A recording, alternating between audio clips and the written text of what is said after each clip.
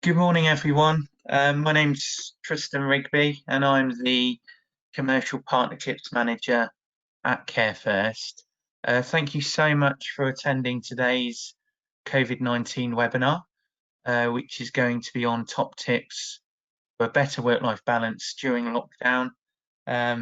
Hopefully you would have seen the article that we put together last week, which went over some of these tips, but today we'll obviously be going into those in a lot finer detail.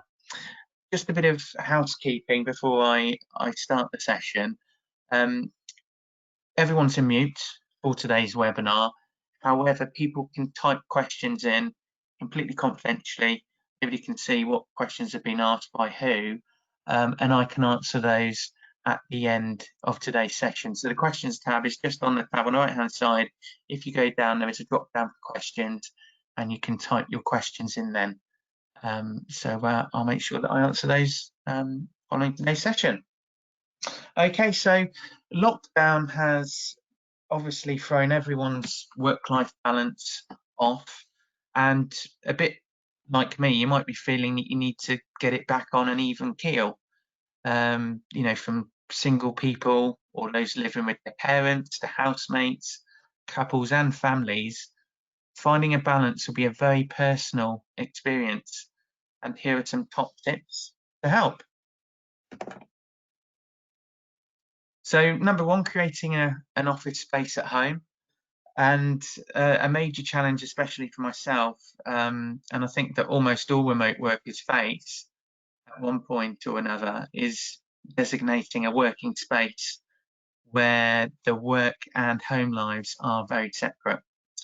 Being able to disconnect with your work can help you boost your productivity, and it enables you to look after your household affairs efficiently.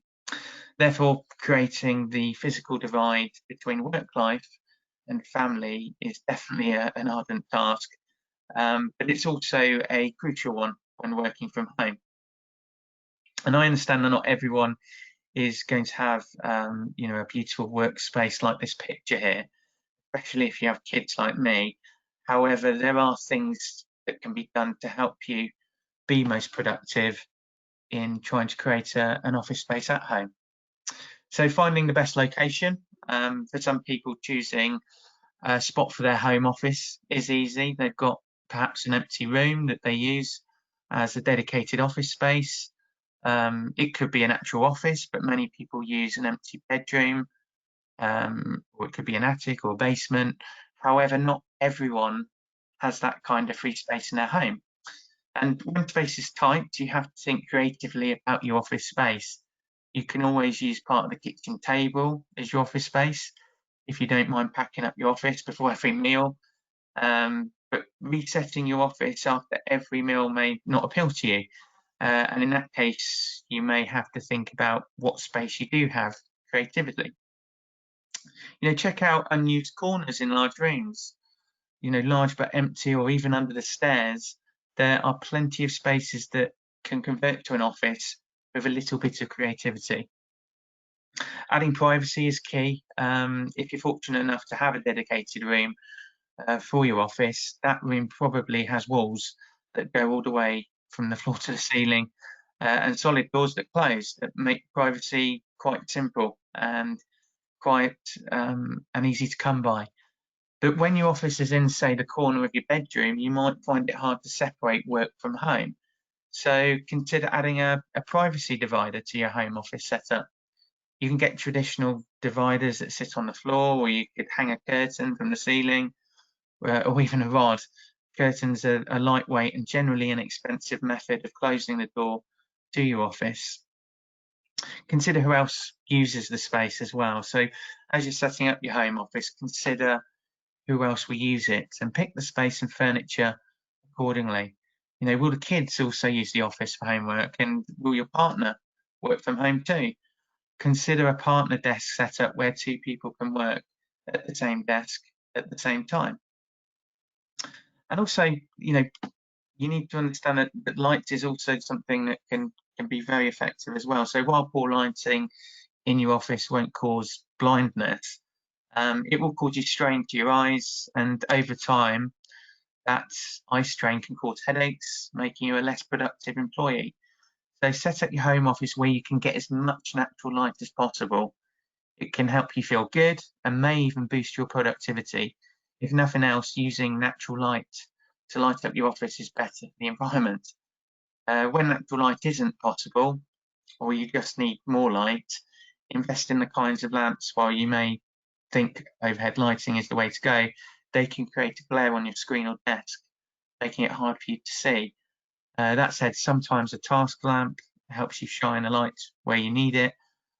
Look for a desk lamp with a solid shade that can point the light directly at your desk for when you need it.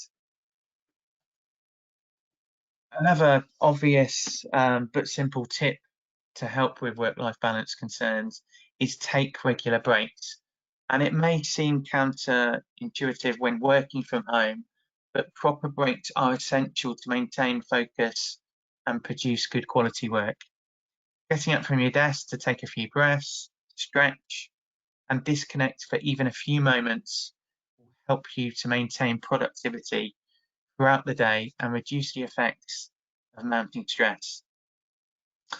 Breaks are an important part of the workday, but part of working hard is knowing when it's time to step away, even if it's just for a moment. And you can still need to take breaks while working from home, because taking work breaks leaves us feeling mentally and physically refreshed, and it helps us to avoid potential burnout. On a broader level, studies have shown that workers who take regular breaks are more satisfied with their job and less likely to take employment elsewhere. And taking regular breaks should always be part of your work schedule, both in your workplace or at home. But for the majority of people, work and home are two separate places for a reason. Both require our attention and effort, but in different ways. Completing work assignments and fulfilling personal responsibilities are both important things we do every single day. And having these two worlds physically separate helps us to channel our energy the proper way at the proper time. So when we work from home, this separation is removed and these two worlds instantly mash together, and I can completely appreciate that. This change can be daunting, as it's figuring out how to manage ourselves when those worlds suddenly overlap with your family life. Breaks help us maintain and separate work and personal time. There can be serious consequences to a lack of separation between our work lives and personal lives. It can lead to a feeling of being at work almost 24/7, always on, never off. There's even data that shows that this feeling isn't just in our heads. With employees who work from home, even before COVID, are working the equivalent of 1.4 extra days per month compared to office-bound colleagues. And this extra work leads to extra pressure and extra stress, and these stresses can have physical and mental side effects. The same study that I was looking at also found that 31% of work from home employees needed to take a day off for reasons relating to mental health and well-being. So taking breaks helps us to remember that work time is finite and stops, and when the workday is over, it's important that we are able to step away and leave our tasks and projects behind. This is true even when we physically remain in the same place. Taking regular shorter breaks, even as short as 10 minutes, combined with lunch breaks, will help keep the same rhythm as we did when we were in the office. That routine that ends with us leaving at the end of the day and returning in the morning with a fresh mind. Also, what I've found personally is breaks boost my productivity. We know how it feels when we get into a good working rhythm, where we feel able to complete our tasks efficiently and effectively. When we transition to working from home, it can be difficult to get into the same productive rhythm as we adjust to those new circumstances. Once we finally feel that we're working well, it's easy to start skipping breaks in order to stay in the zone. This can, however, be a mistake, because taking work breaks can actually help us definitely be more productive. If you're concerned about maintaining your level of productivity while still taking breaks, you can find multiple productivity methods to integrate them. For example, I came across the Pomodoro technique, which featured both long and short breaks built into your work schedule. This will allow us to maintain or boost our productivity while still taking important work breaks. Adjusting to working from home will be different for everybody. I completely understand that. So take the time to experiment with different productivity techniques and their schedule breaks in order to find the one that the best meets your needs. These will help us to stick to a routine, keep a productive schedule, and take the breaks we need to maintain our own well-being. I know that work from home gives us a dramatically higher level of autonomy, which I personally love. Even as we stay in contact with our team and continue to collaborate, we suddenly have more decisions that we must make on our own. The increased number of choices we face can result in what is called decision fatigue. This is when we may be overwhelmed, making so many decisions that we put less than the ideal amount of effort and thought into the process, resulting in lower quality choices, and often just selecting the easiest option. Easiest option, however, is not necessarily the correct one. So with many employees, businesses and companies facing economic challenges, every decision is important and deserves the proper attention and thought. And taking a work break before making a decision gives us the chance to refocus our minds. We will be better prepared to analyse the situation when we come back from a break, review the options and make the best decision, which may not be the easiest. Better breaks results in better sleep and better work.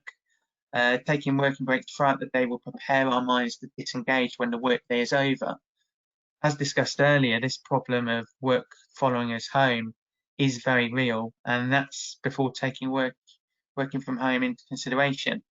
With no physical separation of the work and home space, 42% of employees report increased difficulty in getting a full night's sleep while working from home. So sleep and rest are incredibly important to our health. We need proper mental downtime to allow our brains to learn and process new information. A lack of rest can lead to memory problems, being irritable, confused, and a host of physical problems if the situation lasts for a long time. Taking those short work breaks during the day while working from home can help us be prepared to leave thoughts of work behind when it's time for bed, allowing us to get a better night's sleep and be prepared to perform at our best the next working day. Staying active is also another big part of that. So when taking breaks or being active outside of work, it's important that when confined to your office and being at home at the same time, it's important that you are staying active. And whilst it's impossible to go to a gym at the moment, engaging in moderate exercise at home, ideally for 30 minutes a day, can be really beneficial. Exercise is one of the best ways to fight symptoms of mental health problems, and people who are less physically active are more at risk of anxiety and depression.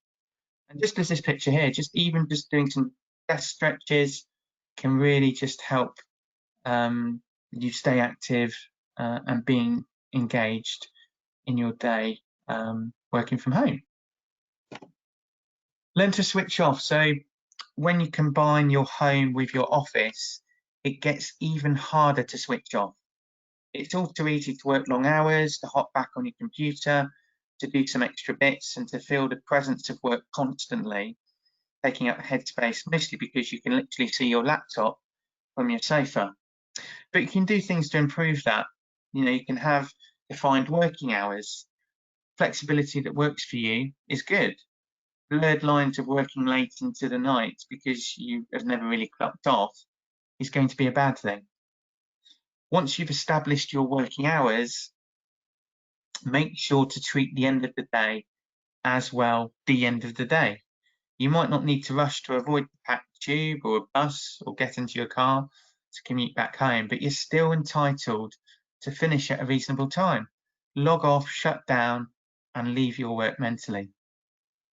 As I said earlier, keep your working and resting places separate. That's so important. This is obviously a bit tricky, as I say, if you live in a small studio flat, for example, but try your hardest to keep your work and rest spaces separate, because that will also help you to learn to switch off. Ideally, you'll have a desk set up, as I say, in a corner that will become your dedicated workspace. But if that's not possible, at least try to physically and mentally separate your work zone by never working from bed. Or if that's your only option, putting on a work time blanket that's changing over to a rest time one, having a laptop tray to signal it's time from the sofa to work, it's work time to work from the sofa, or even just changing from your pajamas to loungewear can really help you switch off from the differences between work time and home time. If you feel as though you're always switched on and you're struggling to chill out outside of work, then you're not alone. Another study that I found with 3,000 UK workers found that 69% are often required to work outside of office hours. It's no wonder why many of us have joined the horde of the overworked. It doesn't have to be this way. You can be a successful person or still impress your boss if you find the right balance and embrace your downtime. To help you relax, the following tips may help you get back on track. So things like accepting your limits. No matter how much work you have, I always find this and struggle with this, that there's never enough hours in a day to achieve everything. There'll always be something else that needs to be tackled. Accept that you'll have to down tools and go home and, as I say, separate your work from your home situation, and that the world won't end, that clients will still be around tomorrow. You're not a superhero. You can just do your best every day. Write a daily list. It could be an exit list at the end of your working day. So before you leave your desk, write down everything you need to do to sort for the next day. Even you already having all those jobs listed, maybe on perhaps an online task management tool, doesn't matter. The act of writing things down will clear your mind and reassure you that you're in control. And if you feel like you're on top of things, you'll tell yourself that you deserve to relax. Get some exercise, as we point on again. So after a productive day at home, I personally love to go for a run or ride my bike. It provides a separation between work and life and helps me burn off any work stress, allowing me to return home and completely relax and go back to a busy family home life. I'm not worried about the next working day because I've boosted my endorphins and put a barrier between my business and downtime. You should consider adopting a similar routine if you have the opportunity to do so. It could be getting a hobby. It's another way to learn to switch off. Whether that be knitting, painting, sculpturing, building stuff, gardening, whatever floats your boat, embrace a new hobby. Take a course on the subject, join an online evening class, borrow a library book on the subject, pick up a paintbrush and just go for it. The point here is to move your mind away from work and focus on something creative to relax. It could be buying some colouring books. Colouring isn't just for children, it's a tremendous mediative and creative activity for adults too. So buy yourself some colourful pencils, colouring in books. Lots of people use colouring in as mindfulness and a form of distraction therapy. Don't rely on booze to help you unwind as well. Lots of my friends and colleagues that I speak to learn to switch off by relying on booze to help you unwind. And before you reach for that glass of wine, consider this: too much alcohol can cause anxiety and make you feel worse instead of better. Instead, save a few beers for the weekend and embrace, green tea and water during the week. You'll feel less stressed, more in control, and happier, ready to tackle anything that's thrown your way. And get some fresh air. After dinner, if it's belting down with rain, why not take an evening, if it's not belting down with rain, why not take an evening stroll? The fresh air will help you to relax and clear your head. Just make sure you don't discuss work and instead turn the conversation to lighter topics. It will help you gain a fresh perspective. Discuss your work schedule with others as part of your working day. So it can be a good idea to talk your schedule over with others beyond your manager and colleagues. If you live with other people, for example, it's important to discuss how you will work from home and perhaps set some ground rules to allow you to maintain your work-life balance. It helps to create some accountability, which helps people to stick to it. So, when you've got important meetings in the diary and your partner might be looking after kids downstairs, for example, make sure they're aware of that and when not to be disrupted, and so they know when you can be excused and interrupted. Stick to a routine. Routine and structure are crucial to making the lockdown period tolerable, and that starts with your sleep. As I mentioned earlier, resist the urge to hit the snooze button because you're working from home. Research shows oversleeping can dampen your cognitive function, just like sleep deprivation can. Do something positive with the time you save from your commute, as I say, such as cooking a healthy lunch or going for a jog. Having a healthy working routine in a day will give you a feeling of regularity and rhythm. It will allow you to come to a close more easily at the end of the day. Following best work from home practices will certainly help. Simple things like making your bed, tidying your workspace, throwing open all the curtains to let maximum light in, having a shower and getting into clothes that help you feel put together, eating a nourishing breakfast so you've fed your brain and can think straight.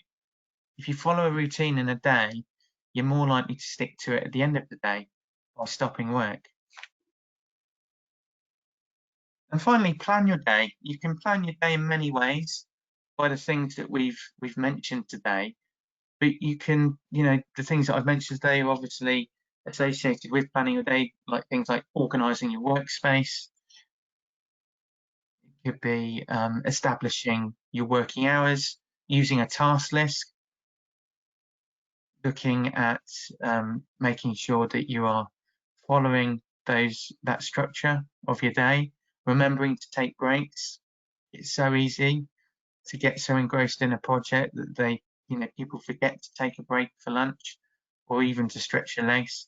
With no cues from co-workers heading out for a break, it's understandable how this can happen. Pat yourself on the back as well. Hopefully your manager will recognise your successes, even if you're working remotely. But just in case you're both out of sight, take time to congratulate yourself for a job well done. Don't hesitate to make yourself a fresh pot of coffee after overcoming a major hurdle, or to take a long break after finishing that huge task. It can really help give you that positive feeling throughout the day for the accomplishments that you achieve.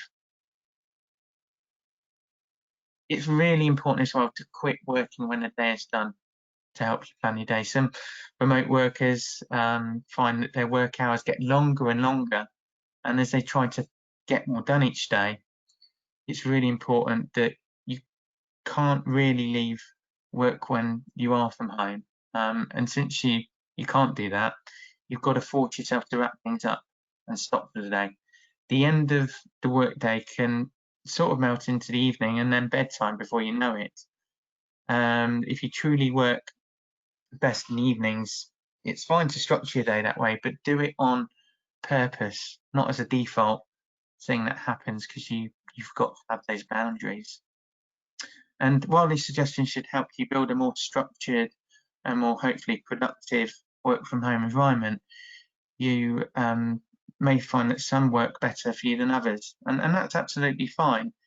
You likely sought remote work because you know some of the good things about working from home during COVID is the flexibility it can provide, and you need to be flexible with yourself as you create those plans that you have for your working day.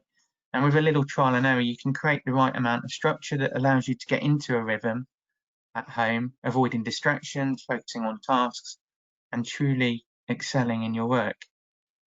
And you can review your to-do list and make an outline for your day. This will help you be more productive and focused in this time that you have. And as I end, I wanted to share something with you that really helps me personally since working from home, and that is using the SMART technique. So being specific with what your objectives are for the day, being measurable in providing a way that you can evaluate that and make sure you've got the you've got things that you need to do that day to hit those targets. So for example, I'll always have my meetings structured or at least an hour's break in between, so I can prepare for each one before the next one starts. Achievable, make sure that the objectives that you have in place are within your scope. As I said before, we're not superheroes. There's always going to be work to do, and we can't sometimes do that in the next working day. So make sure that you are prioritizing those objectives to make sure they are achievable, and being relevant as well, making sense that it is within your job function, improves your objectives in that way. So if there's any tasks that you can delegate to help plan your day, or if there's something that you're struggling with, having a conversation with a colleague that might be more experienced than you, again, can save you lots of time, even with not being in the workplace. And timely. To-do lists are fantastic for this, but making sure that you state when you'll get this done will really help with your time management. And it's important that you are spending your time wisely and not just being a busy fool. And by managing your time will really help you to achieve that. So I hope today's tips and techniques have helped in overcoming some of those issues we may have with work-life balance. As I say, if anybody's got any questions at all, please type in the question tab, as I said at the beginning. Just a reminder today, at CareFirst, we are there to support you 24/7 every single day of the year.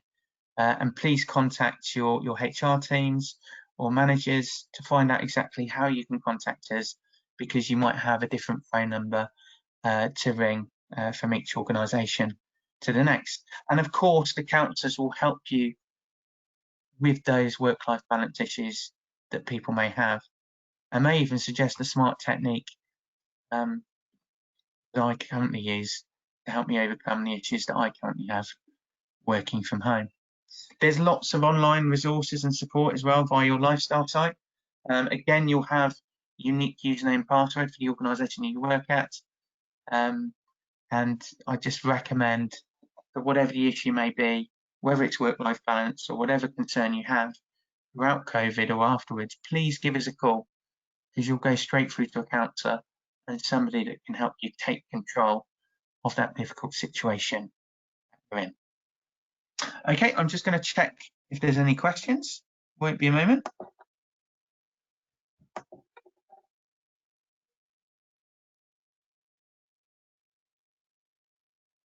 So there's been some really good comments. So somebody has said, whilst working from home, I do tasks which feel like hitting a brick wall after a certain time.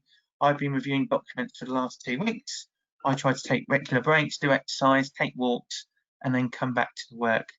But I can't get past that brick wall feeling. Feeling productive is becoming an issue, and I'm feeling, I'm beginning to feel down. Any more tips on this? I can absolutely relate to that. Certainly. It's fantastic that you take regular breaks and you're doing exercise, and you're taking time out before you go back to that work.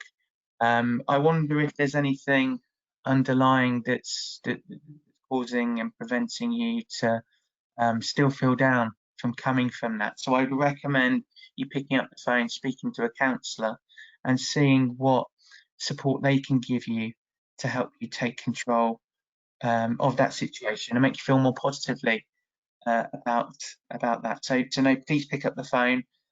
Thank you for providing that feedback, and engage with a counsellor, because they will certainly be able to help with you feeling negative about that situation still, and that brick wall feeling that you have even after doing some of those tips that we discussed today.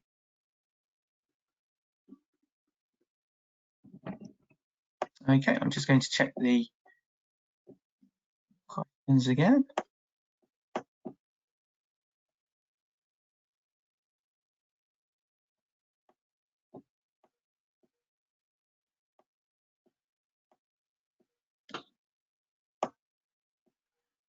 Okay, there's one question here about how many breaks should a person have within a day, and I honestly think that will differ, and the work that you've got on that day. For myself personally, whenever I try and look at my clock every couple of hours, and make sure that I go downstairs, get a drink, to make sure that I'm having that time away from the computer. I'm having a few moments to just, take my mind off the task that I'm working to, and I feel a lot more refreshed after that time. But it's really a trial and error thing to see what worked well for you. That works really well for me, and I come back to the computer a lot more refreshed and hydrated as well, because I'm always making sure that I'm filling up my glass with a drink at least every couple of hours. Taking a lunch break as well, not skipping lunch, making sure that you're nourishing your brain with food, because I know that it's easy to just work through lunch with working from home, especially if you haven't got anything in the house, for example, and have to go out and visit a shop. Please do that, because it will really help you once you return back to your computer. Okay, got another question here. Partner going out to work. I'm working from home and looking after kids. Partner doesn't seem to appreciate I'm working too. How to address that? Again, it goes back to talking about the schedule of your workload and having a conversation with your partner, so they know exactly when you can't be interrupted. It might be an important meeting, it might be a call that you've got going on, finding out with your partner as well when a good time is to have a break or your lunch break, so then you can take that time to support your kids as well. But again, I'm not a counsellor, I'm not a clinical person, so a lot of these questions that I'm getting today, please pick up the phone and engage with a counsellor. I can only give you the practical advice and support. For the more techniques and suggestions to use, the counsellor will be able to suggest that. So please contact the counselling line. Someone said also getting used to new procedures has been difficult, and contacting colleagues remotely is not the same as face-to-face. Again, I completely agree with that, and it's trying to find a medium or even some technology that works best for you in creating that. I have regular meetings planned in with different people in the team to make sure that procedures are followed and that I'm having regular communication with my team members. We have daily calls at 9 o'clock every day, so we can discuss exactly what's going on in our working day, what's happened yesterday, so we can share best practices and make sure that procedures are still followed, even though we are working all remotely.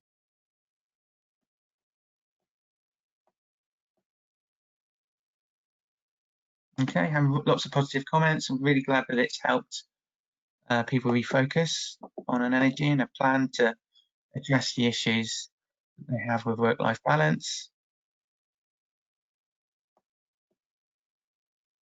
Someone's got a question about constant digital video calls when working from home. Can feel quite intrusive, but I feel like I cannot decline the calls. How can I deal with this?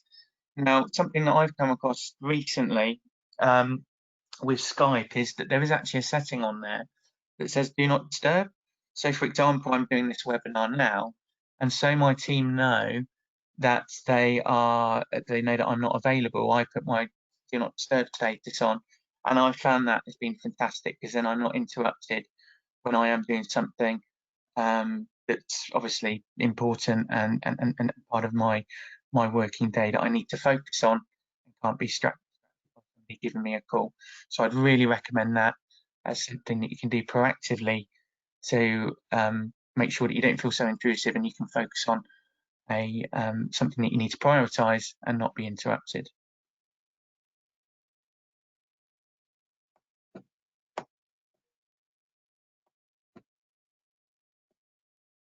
Okay, there's lots of questions that I can't potentially answer. So again, please pick up the phone and speak to a counsellor, because they will be able to give you those issues to take control of those difficult times that people are in.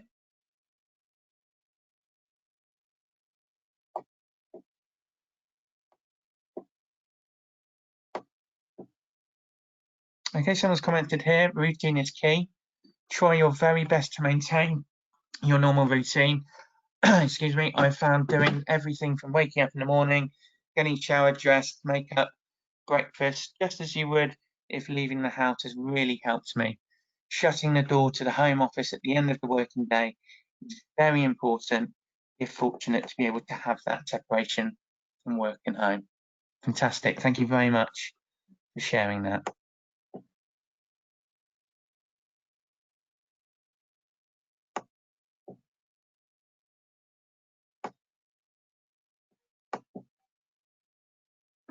Okay, fantastic. So I think that's most of the questions there. A lot of the questions on there.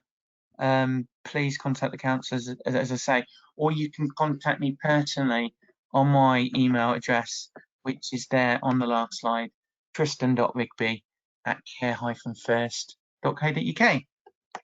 The sessions are all recorded, and you can use the link to share to people, share with people, the same link that as you used to log into today's session. Please do that, because we want as many people to view the sessions as possible. Thank you very much for attending today's webinar. And as I say, any follow-up questions, please contact me at the email address there. Thank you very much and take care.